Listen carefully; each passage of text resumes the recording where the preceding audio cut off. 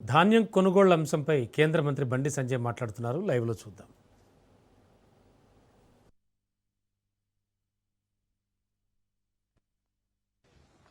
ఈ సీజన్లో ఆయా రాష్ట్రాల నుంచి ఎంత పంట వస్తుంది అని చెప్పి ఒక ప్రణాళిక ఒక నివేదిక తీసుకుంటుంది.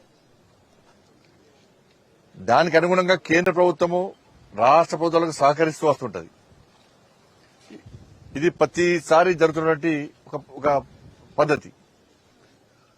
దానికి అనుగుణంగా రాష్ట్ర ప్రభుత్వాలు ఒక ప్రణాళికాబద్దంగా ఒక ప్లాన్ ప్రకారం ముందస్తు చర్యలు తీసుకుని కొనుగోలు ప్రారంభించాల్సినటువంటి అవసరం ఉండే.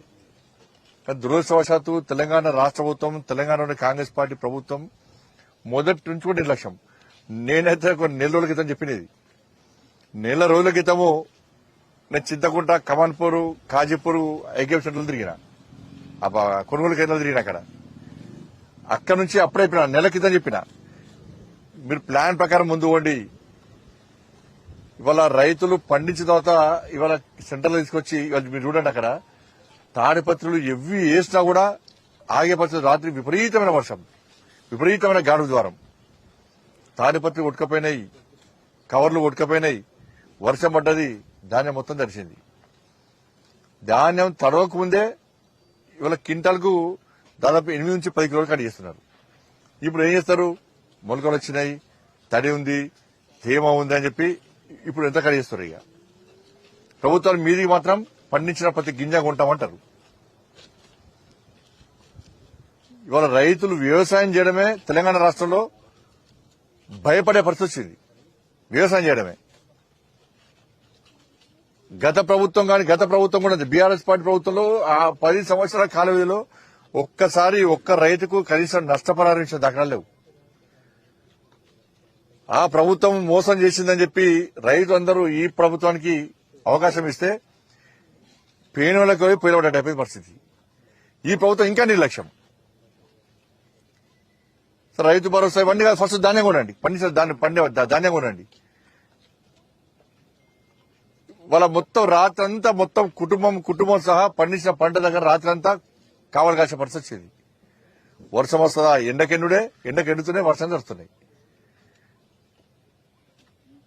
కొనరాని పరిస్థితి. ఒక ఎమ్మెల్యే వచ్చేమో క్షమాపణ చెప్తాడు, ఇంకో ఎమ్మెల్యే 80% పూర్తయింది అంటాడు, సంబంధిత మంత్రి ఏమో ఈ నెలాఖరు వరకు పూర్తి చేస్తామంటారు. గింత ఎక్కడ ధాన్యం అక్కడున్నది, నెలాఖరు వరకు పూర్తి చేసే పరిస్థితి కూడా లేదు. అలా నెలాఖరు వరకు కూడా పూర్తి చేస్తే దేనికంటే సిద్ధం.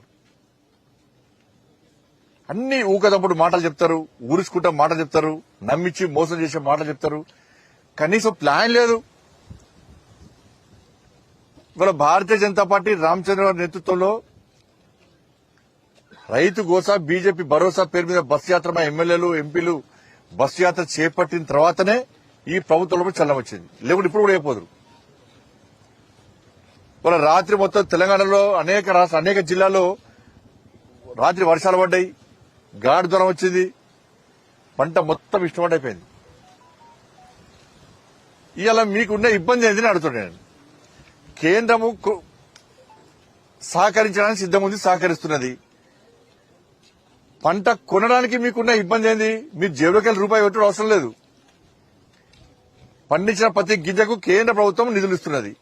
కేంద్రం నిధులు ఇస్తున్నప్పుడు కూడా పంట కొనుగోలు చేయడంలో మీకున్న ఇబ్బందులు ఏంది? గది కూడా చేత కదా మీకు?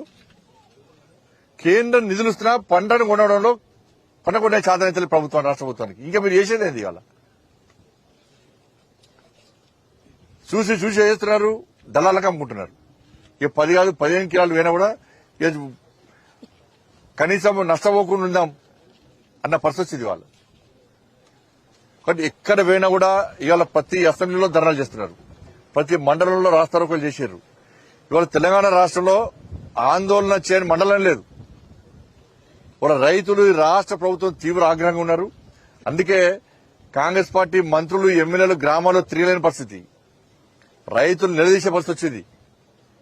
ఇలా హైదరాబాద్ లో కూర్చొని స్పీచ్ ఇచ్చు కాదు, హైదరాబాద్ కూర్చొని మంత్రులు ఎమ్మెల్యే స్టేట్మెంట్ ఇచ్చుడు కాదు, క్షమాపణ చెప్పుడు కాదు. మీరు కొనరా చెప్పండి, మీతో చేత కాదని చెప్పండి. కేంద్ర ప్రభుత్వం దానికి పర్యావసనం ఏ విధంగా ప్లాన్ చేస్తాం. మేము మాత్రం తెలంగాణ రాష్ట్రంలో పంట కొనుగోలు, మీరు కేంద్రం నిధులు ఇచ్చినా కూడా పంట కొనుగోలు చేయడం మాత్రం కాదు. మా వాళ్ళు అయితలేదు అని చెప్పండి అట్లానే చెప్పండి ఇలా కేంద్ర ప్రభుత్వం దానికి అనుగుణంగా ఏ విధంగా చర్యలు తీసుకొని తీసుకుంటుంది.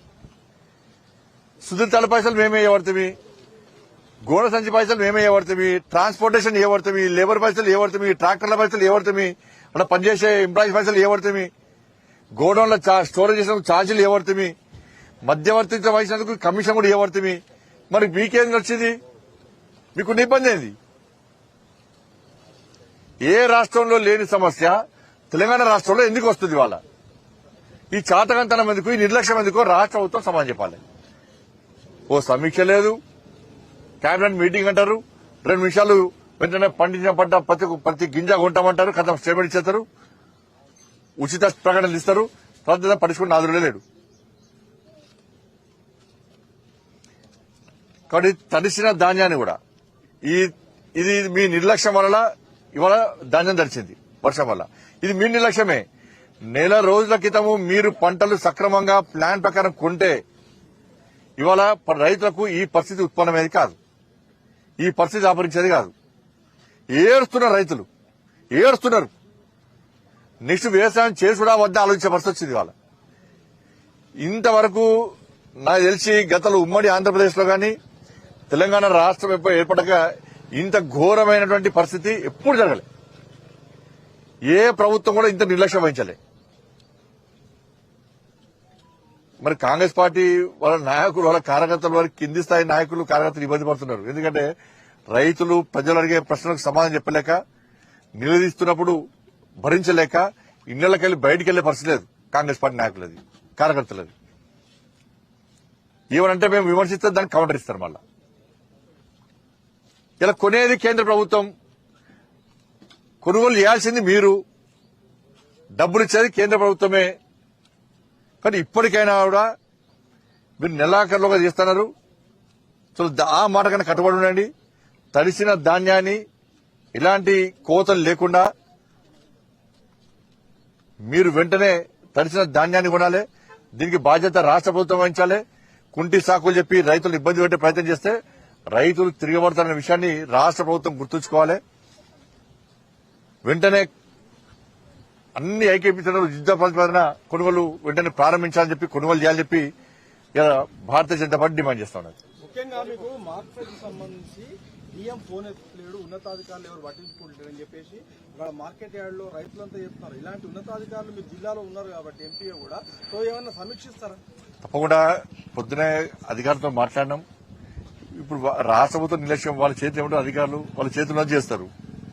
ఇప్పుడు రాష్ట్ర ప్రభుత్వం ప్రణాళిక లేదు, రాష్ట్ర ప్రభుత్వం ఎలాంటి ఆదేశాలు ఇస్తలేదు.